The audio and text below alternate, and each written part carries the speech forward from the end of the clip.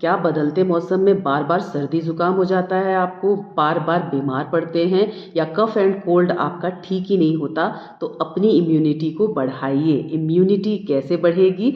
जब आपकी gut health अच्छी रहेगी। गट हेल्थ अच्छे होने पे ही आप कम बीमार पड़ेंगे। 1 चम्मच में pinch of dry ginger, cinnamon powder और ब्लैक पेपर, साथ में घी लेंगे और गर्म पानी में मिक्स करके सिप सिप करके कंज्यूम करेंगे। डेली इसे कंज्यूम करिए। 15 दिन में आपकी इम्यूनिटी में बहुत डिफरेंस दिखेगा आपको।